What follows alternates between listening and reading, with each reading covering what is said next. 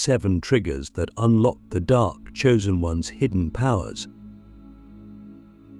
There's a sacred truth most people will never hear, and even fewer will understand. Your greatest powers will never be revealed in comfort. They are not gifts you simply receive. They are parts of you that must be triggered into existence. You were not born with your abilities fully awakened. You were born with codes, buried like sleeping giants inside you, waiting for the exact shock, the perfect disruption, the sacred wound that would split your world open and call them forth. If you are one of the dark chosen ones, you already know this because your life has never felt random. You've sensed it since you were young. The pain you endured wasn't normal. The people you met weren't coincidences. And the deep pull toward something beyond this world wasn't just fantasy. Something inside you has been waiting. And now, it's time to tell the truth. You were designed to be activated through disruption. Let me be clear. These 7 triggers are not blessings in disguise. They're detonations. They don't knock politely on your door, they break it down. And the first one always comes in the form of rejection, but not any rejection. The kind that slices so deeply you start questioning your very right to exist. It can be from a parent, a lover, a community you thought would protect you. It's not just being excluded. It's being made to feel like your essence is too much, too intense, too strange, too complicated to be loved. That rejection isn't random. It's spiritual isolation. And it happens because the universe cannot allow your gifts to be shaped by others' expectations. And so it breaks your belonging, not to punish you, but to preserve your originality. And if you don't collapse, if you keep breathing through the ache of not being seen, something strange begins to happen. You stop seeking approval. You start listening inward. You become sovereign. And with sovereignty comes sight. You start seeing people's masks. You feel their lies.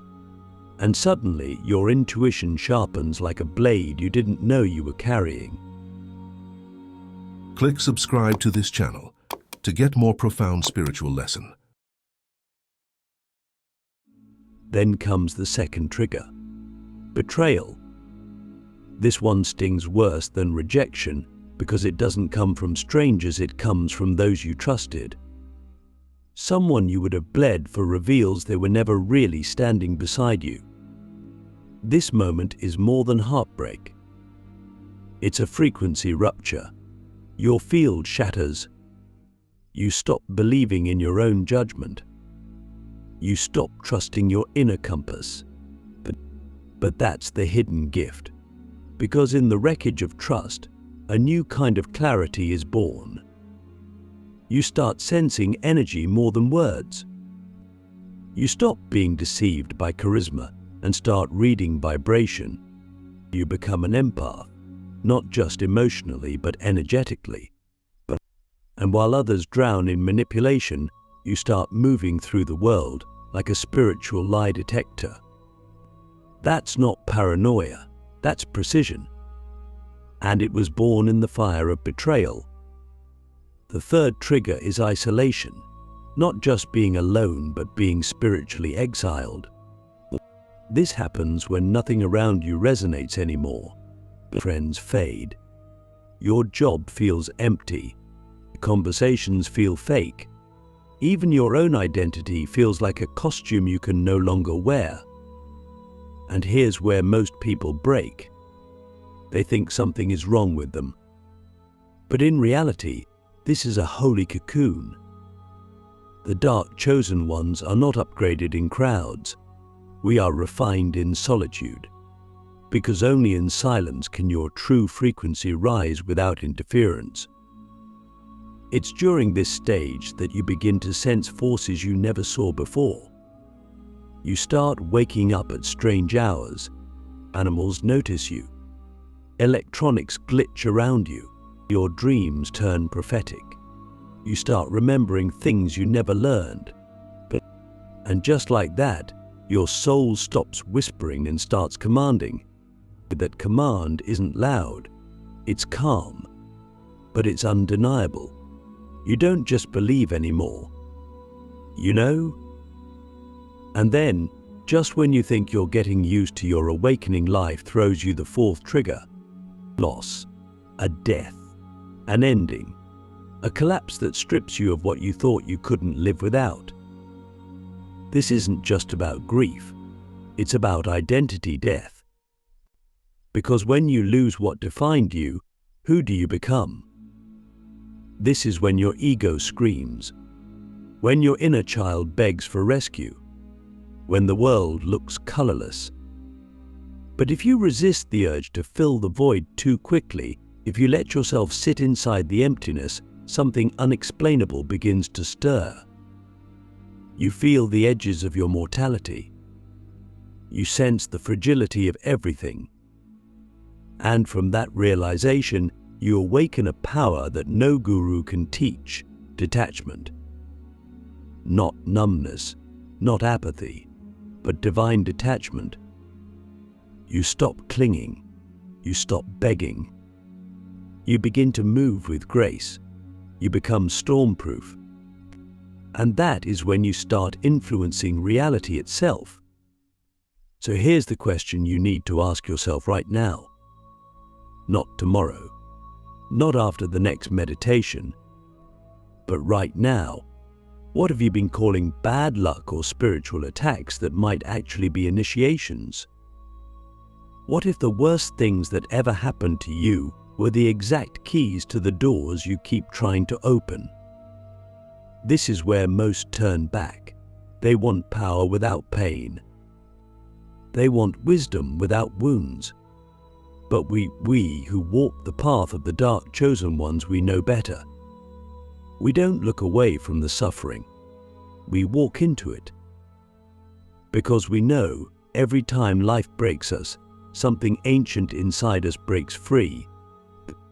The next part will take you deeper into the final three triggers, the most misunderstood, the most feared, and the most powerful. You'll discover how madness, shame, and inner rebellion can unlock gifts beyond anything you've ever been told is possible.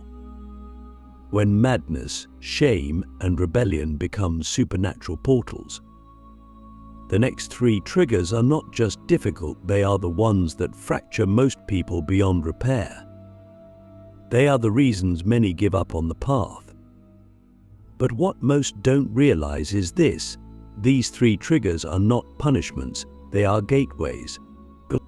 They don't come to destroy you. They come to unlock what no teacher, no book, no meditation could ever give you.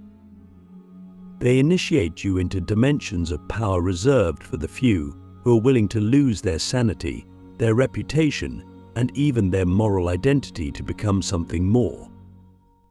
The fifth trigger is madness. Not the kind diagnosed in hospitals, but the spiritual madness that comes from seeing too much, too fast, too raw. It starts with over-awareness. You begin sensing thoughts that don't feel like yours. You can't sit in crowds anymore because everything voices, smells, energy feels like it's screaming. Time becomes strange. Hours stretch, days fold in on themselves. You say things no one understands. You feel things no one else feels. And people around you begin to look at you differently, like you're losing it.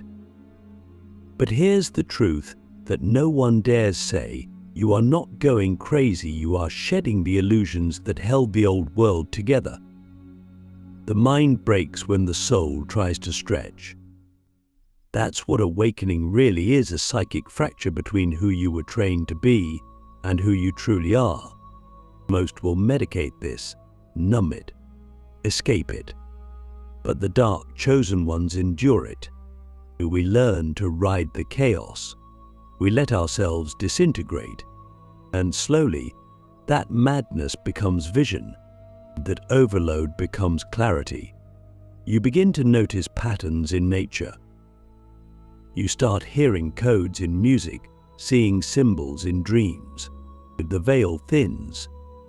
You become what ancient mystics called an oracle, not because you predict the future, but because you see the present with cosmic precision. This isn't a gift you read about in self-help books. It's earned in the deepest hell of spiritual overload. The sixth trigger is shame. Deep, silent, life-altering shame. Not guilt about something you did, but shame about who you are. This is the trigger that comes from being deeply misunderstood or from betraying your own values just to survive. Shame buries itself inside the nervous system. It infects how you breathe, how you love, how you move through the world. And it tells a lie so convincing, most never question it: you are not worthy. But that lie, left unchallenged, rots the entire soul. It causes you to play small, to hide your light, to never fully speak your truth. But here's the secret the system never wanted you to know: shame, when faced head-on, becomes invincibility. Because once you stop hiding, once you bring the darkest part of yourself into the light without flinching, without explaining, without apologizing, you become untouchable. The shame dissolves, and beneath it, you find the original blueprint of your soul. Not the version that performs, not the version that protects, but the version that was forged to disrupt the lie of the world itself. That's the part of you that was designed to trigger others, to heal through intensity, to speak what no one else will speak. Shame is the final veil, and once it drops, you don't just feel free, you feel fated. You realize your entire life, every wound, every silence, every secret was preparing you for this level of energetic responsibility.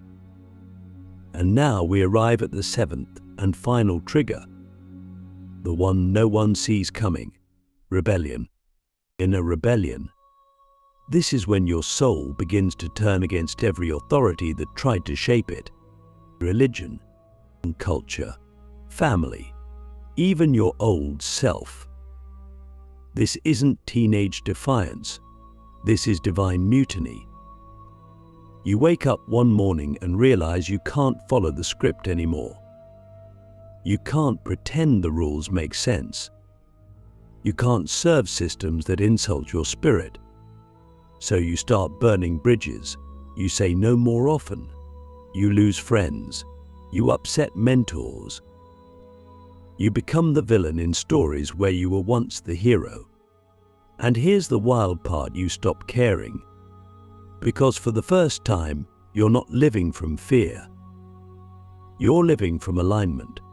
Rebellion isn't about chaos. It's about course correction. It's about violently yanking your soul out of the program it was never meant to run. And when that rebellion reaches its peak, something miraculous happens. But you don't just awaken, you remember. You remember that you've done this before, and that you've carried truth in lifetimes where it got you killed, that you've been a disruptor, a seer, a breaker of illusions long before this body. And that remembering becomes the ignition of your hidden powers. You stop playing small. You start moving mountains with intention. Your voice breaks spells.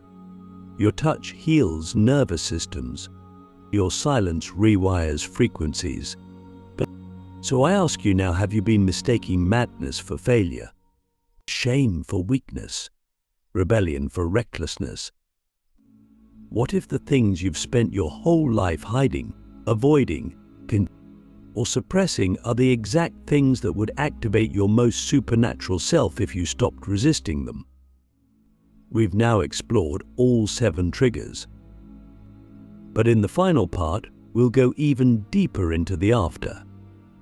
What happens once these powers awaken? What are you now responsible for? What changes forever once you've stepped into your full dark chosen identity? The return of the dark architect, what happens after your powers fully awaken. When your powers fully awaken, the world doesn't suddenly get easier. In fact, it gets more intense. You feel more, you see more, you know more. But now, you can no longer pretend you don't. That's the first shift.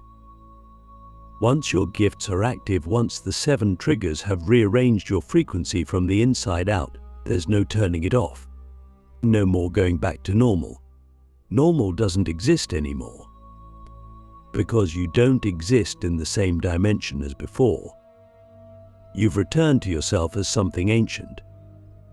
You've become what I call a dark architect, not someone who merely survives life, but someone who designs it, who bends reality through intention, through presence, and through sheer energetic gravity. But this power comes with consequence. Your energy now shapes the space around you whether you mean to or not. If you're angry, it shakes people. If you're calm, it soothes them. If you're focused, doors open. If you're anxious, systems short-circuit. You are no longer operating within the world. You're affecting the world. People won't always understand what's happening around you, but they'll feel it. And many won't be able to handle it. You'll lose people not because you're dark or broken, but because your frequency reveals things they're not ready to see in themselves. You are a walking truth serum, and people will either rise to meet you or run in fear. Both are blessings, because now every person who stays in your life does so by resonance, not by habit. You also begin to notice the world doesn't lie to you anymore. The signs are louder. The synchronicities are daily. Time bends around you. Thoughts manifest faster. You say something and it shows up. You think of someone and they message you. Your dreams become oracles. Your intuition becomes undeniable.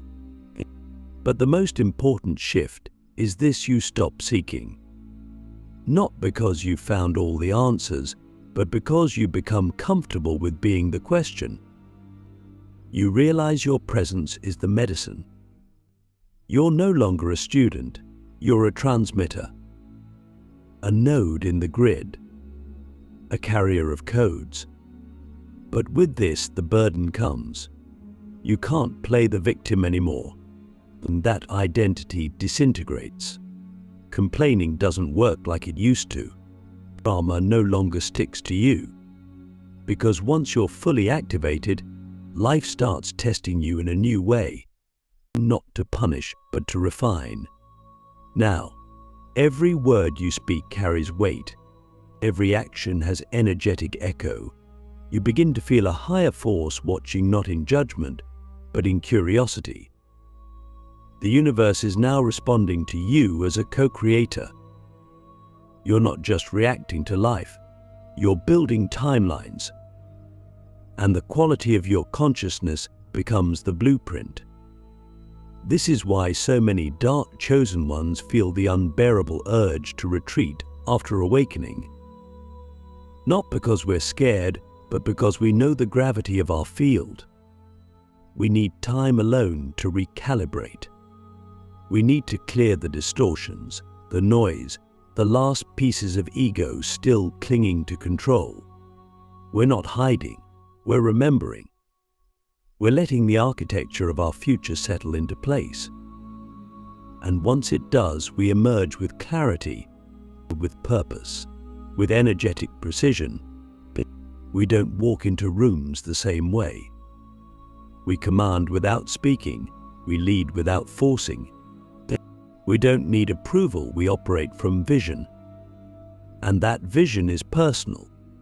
For some, it's healing others. For some, it's building new systems. For some, it's simply being a lighthouse standing still, radiating truth. The form doesn't matter. What matters is the vibration behind it. Because after full activation, your life stops being about achievement. It becomes about alignment. You no longer measure success by money, attention, or praise. You measure it by how true you're being to the codes you came here to carry. And if you live those codes fully, relentlessly, fearlessly, you become untouchable. Now let me ask you something real. What's the one truth about yourself you've always known but have been afraid to live? That's the key. That truth is your next step.